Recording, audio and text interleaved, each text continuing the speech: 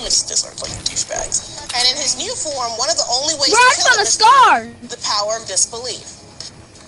Also, why does he have to kill, like, when he's gonna kill children? I'm thinking, like, little kids. Kill, like, top. Okay, bye. Freddy Krueger actually has a lot in common with Pennywise from It. They have a godlike control over reality. They both got a killer sense of humor. Now I'm playing with power. And their power comes from the beliefs and fears of their victims.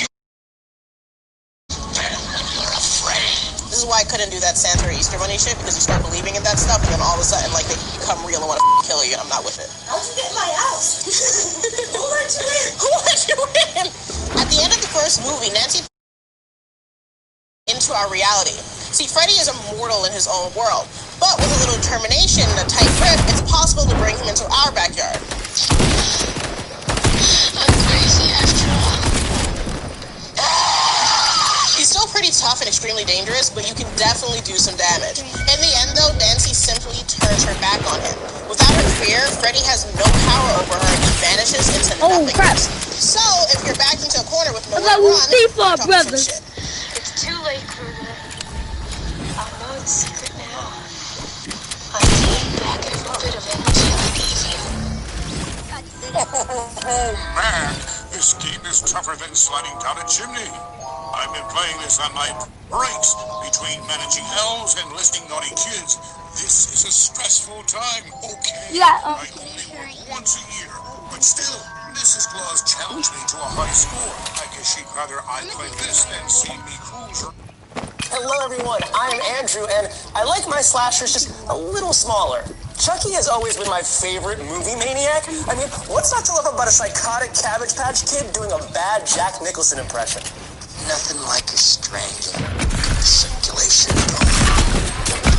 But, cute as he is, this good guy is extremely bad news. So if you want to live to play another day, you better follow our guide on how to kill Chucky.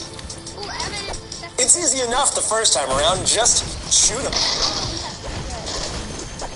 Chucky was born as Charles Lee Ray, a serial killer known as the Lakeshore Strangler, who also looks just like Tommy Wiseau. Oh, hi, Mark. And by extension, me. What a story, Mark.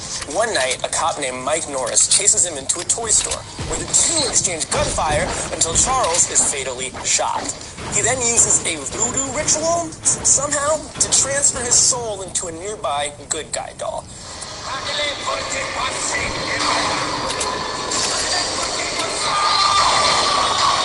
Think like My Buddy, but with a less catchy jingle.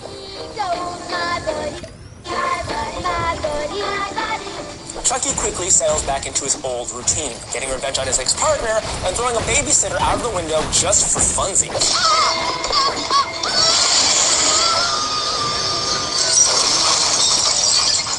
Problem is, the longer he stays in the doll body, the more human it becomes. He starts to bleed, feel pain, get ingrown toenails, all that fun stuff. Last night I got shot. Know something? It hurt. It hurt like a son of a bitch. It even bled. It's good news for you, though, because now you can kill him with a bullet through the heart.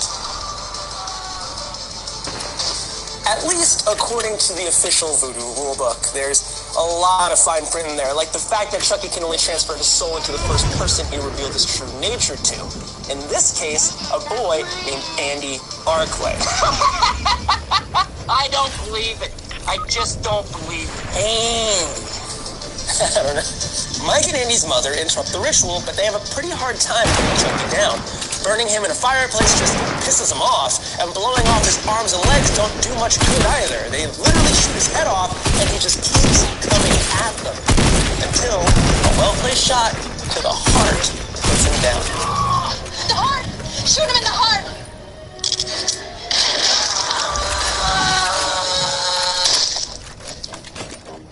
The nightmare is over for Andy, but not for Play Pals. The toy company behind the Good Guy dolls faces a huge PR disaster. You know how that goes. Oh, our doll killed a bunch of people gruesomely. This is going to affect Q4 sales for sure. To prove that this Metal-O is harmless, I will personally eat one. See, there's nothing. Go! shredding my insides. So they rebuild Chucky to prove he's just a harmless lump of plastic. Then, in a shocking turn of events, Chucky comes back to life. And if you know any economists, you might want to give him a call right now because he's extremely susceptible to hyperinflation. Yeah. Let me explain. Before Chucky beats that teacher to death with a yardstick, he also jams a bicycle pump in her chest and blows her across the room. Not really sure how those physics work, but it's actually some great foreshadowing for his death at the end of Child's Play 2. Chucky, Andy, and his foster sister Kyle all wind up in the Playhouse factory. And for once, Chucky actually gets to finish his ritual. It's too late though. His soul is permanently trapped in the doll, and he is pissed. What's up, guys? So I decided to test out this new superpower and use it to actually send out a text. It really is. It's too late though. His soul is permanently trapped in the doll, and he is pissed.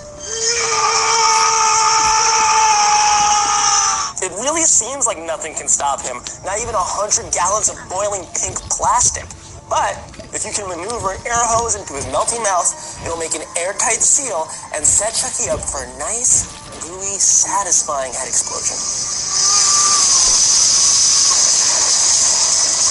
His remains are left in the factory for 8 years until Playhouse decides to bring back the good guys. Again, for some weird reason, there's already a terrible history of this company, and we're only 2 movies in. Then again, Furbies came back, and they're just as scary. Even, if they never crushed anyone to death in a garbage truck. That one made me cry when I was a kid. Chucky's splatter remains dripped into a plastic vat, transferring his